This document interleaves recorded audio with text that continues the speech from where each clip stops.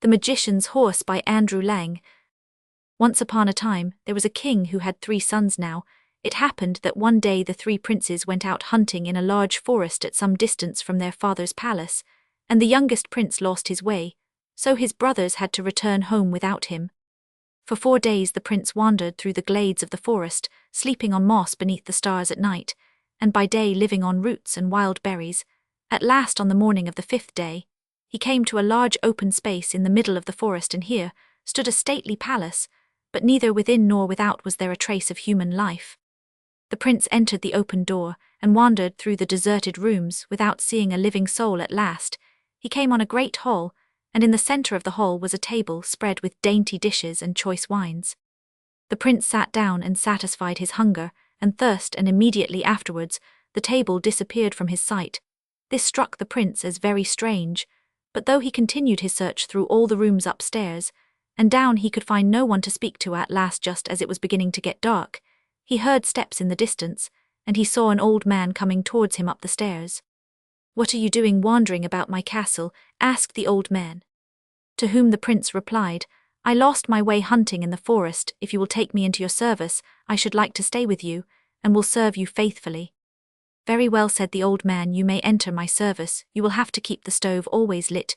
You will have to fetch the wood for it from the forest, and you will have the charge of the black horse in the stables. I will pay you a florin a day. And at meal times you will always find the table in the hall spread with food and wine, and you can eat and drink as much as you require." The prince was satisfied, and he entered the old man's service, and promised to see that there was always wood on the stove, so that the fire should never die out. Now, though he did not know it, his new master was a magician, and the flame of the stove was a magic fire, and if it had gone out the magician would have lost a great part of his power.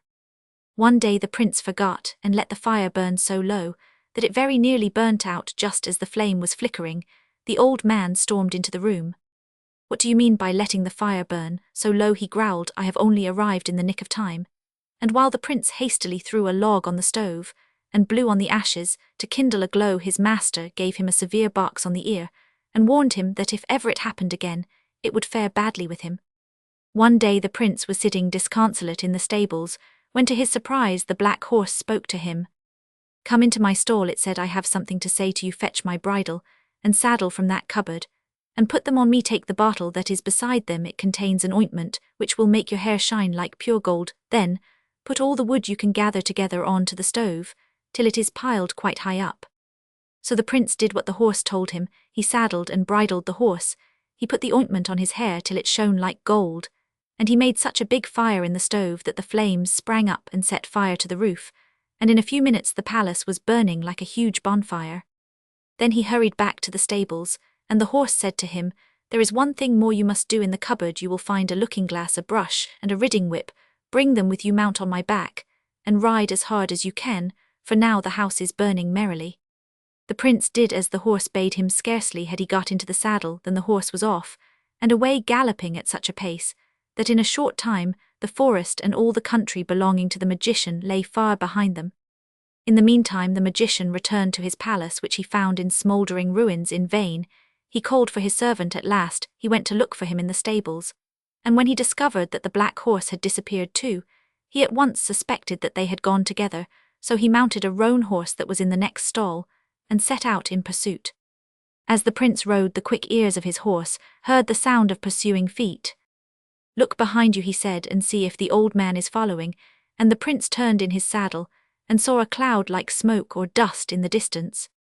"We must hurry," said the horse. After they had galloped for some time, the horse said again, "Look behind, and see if he is still at some distance." "He is quite close," answered the prince. "Then throw the looking-glass on the ground," said the horse, so the prince threw it, and when the magician came up the roan horse stepped on the mirror, and crash his foot went through the glass, and he stumbled and fell, cutting his feet so badly that there was nothing for the old man to do but to go slowly back with him to the stables and put new shoes on his feet. Then they started once more in pursuit of the prince, for the magician set great value on the horse and was determined not to lose it. In the meanwhile the prince had gone a great distance, but the quick ears of the black horse detected the sound of following feet from afar. "Dismount," he said to the prince, "put your ear to the ground, and tell me if you do not hear a sound." So the prince dismounted, and listened. I seemed to hear the earth tremble. He said, I think he cannot be very far off. Mount me at once, answered the horse, and I will gallop as fast as I can. And he set off so fast that the earth seemed to fly from under his hoofs. Look back once more, he said after a short time, and see if he is in sight. I see a cloud and a flame, answered the prince, but a long way off. We must make haste, said the horse, and shortly after he said, look back again, he can't be far off now. The prince turned in his saddle, and exclaimed, he is close behind us. In a minute, the flame from his horse's nostrils will reach us. Then throw the brush on the ground, said the horse. And the prince threw it, and in an instant the brush was changed into such a thick wood that even a bird could not have got through it. And when the old man got up to it, the roan horse came suddenly to a standstill, not able to advance a step into the thick tangle, so there was nothing for the magician to do but to retrace his steps to fetch an axe with which he cut himself a way through the wood. But it took him some time, during which the prince and the black horse got on well ahead. But once more they heard the sound of pursuing feet. Look back, said the black horse, and see if he is following. Yes, answered the prince, this time I hear him distinctly. Let us hurry on, said the horse, and a little later he said, look back now and see if he is in sight. Yes, said the prince, turning round, I see the flame, he is close behind us. Then you must throw down the whip, answered the horse, and in the twinkling of an eye the whip was changed into a broad river. When the old man got up to it, he urged the roan horse into the water, but as the water mounted higher and higher, the magic flame, which gave the magician all his power, grew smaller and smaller, till with a fizz it went out, and the old man and the roan horse sank in the river, and disappeared. When the prince looked round, they were no longer to be seen. Now, said the horse, you may dismount, there is nothing more to fear, for the magician is dead. Beside that brook you will find a willow wand. Gather it and strike the earth with it, and it will open, and you will see a door at your feet.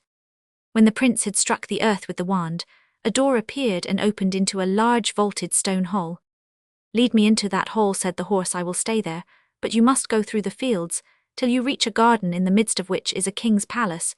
When you get there you must ask to be taken into the king's service. Goodbye, and don't forget me. So they parted, but first the horse made the prince promise not to let anyone in the palace see his golden hair, so he bound a scarf round it like a turban, and the prince set out through the fields, till he reached a beautiful garden, and beyond the garden he saw the walls and towers of a stately palace. At the garden gate he met the gardener, who asked him what he wanted. I want to take service with the king, replied the prince. Well, you may stay and work under me in the garden, said the man, for as the prince was dressed like a poor man, he could not tell that he was a king's son. I need someone to weed the ground, and to sweep the dead leaves from the paths. You shall have a florin a day, a horse to help you to cart the leaves away, and food and drink.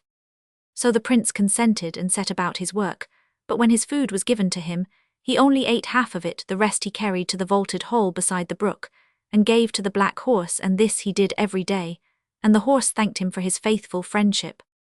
One evening, as they were together after his work in the garden was over, the horse said to him, Tomorrow a large company of princes and great lords are coming to your king's palace. They are coming from far and near, as wooers for the 3 princesses. They will all stand in a row in the courtyard of the palace, and the 3 princesses will come out, and each will carry a diamond apple in her hand, which she will throw into the air. At whosoever feet the apple falls, he will be the bridegroom of that princess. You must be close by in the garden at your work. The apple of the youngest princess, who is much the most beautiful of the sisters, will roll past the wooers and stop in front of you. Pick it up at once and put it in your pocket. The next day, when the wooers were all assembled in the courtyard of the castle, everything happened just as the horse had said. The princesses threw the apples into the air, and the diamond apple of the youngest princess rolled past all the wooers out onto the garden, and stopped at the feet of the young gardener, who was busy sweeping the leaves away. In a moment he had stooped down, picked up the apple, and put it in his pocket. As he stooped, the scarf round his head slipped a little to one side, and the princess caught sight of his golden hair and loved him from that moment. But the king was very sad, for his youngest daughter was the one he loved best, but there was no help for it, and the next day a 3-fold wedding was celebrated at the palace, and after the wedding the youngest princess returned with her husband to the small hut in the garden where he lived.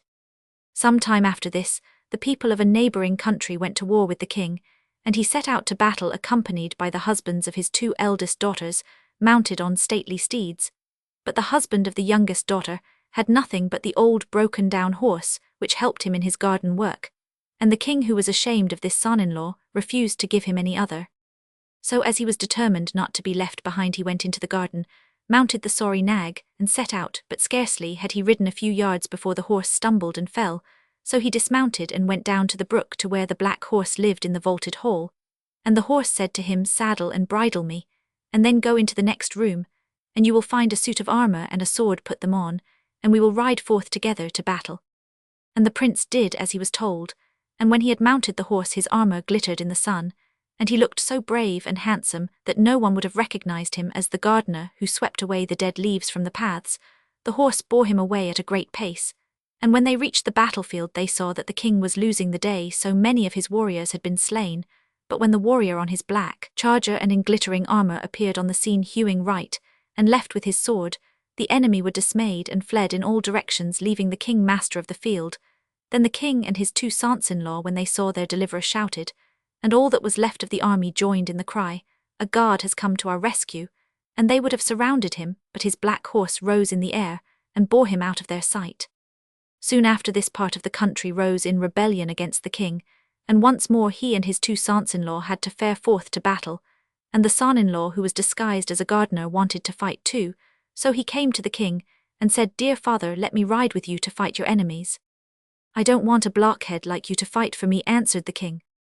"Besides, I haven't got a horse fit for you, but see, there is a carter on the road carting hay, you may take his horse." So the prince took the carter's horse, but the poor beast was old and tired, and after it had gone a few yards it stumbled and fell, so the prince returned sadly to the garden, and watched the king ride forth at the head of the army, accompanied by his two sons-in-law.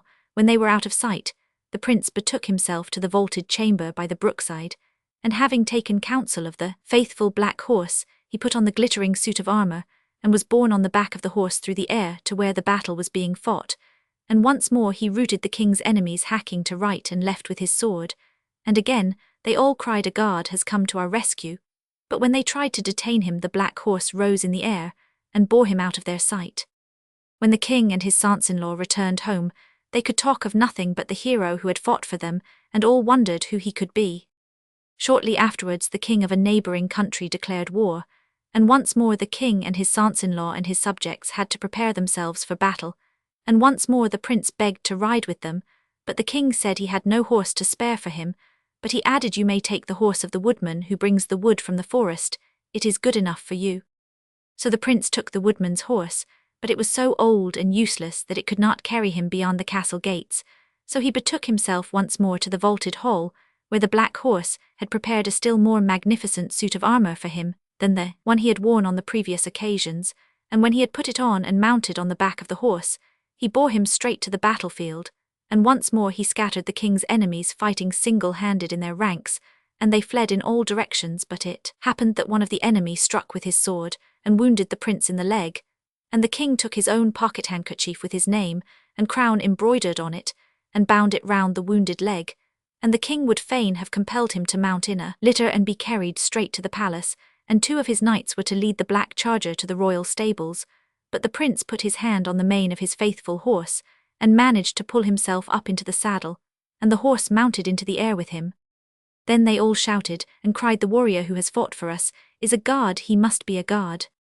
And throughout all the kingdom nothing else was spoken about, and all the people said, "Who can the hero be who has fought for us in so many battles? He cannot be a man, he must be a god." And the king said, "If only I could see him once more, and if it turned out that after all he was a man and not a god, I would reward him with half my kingdom."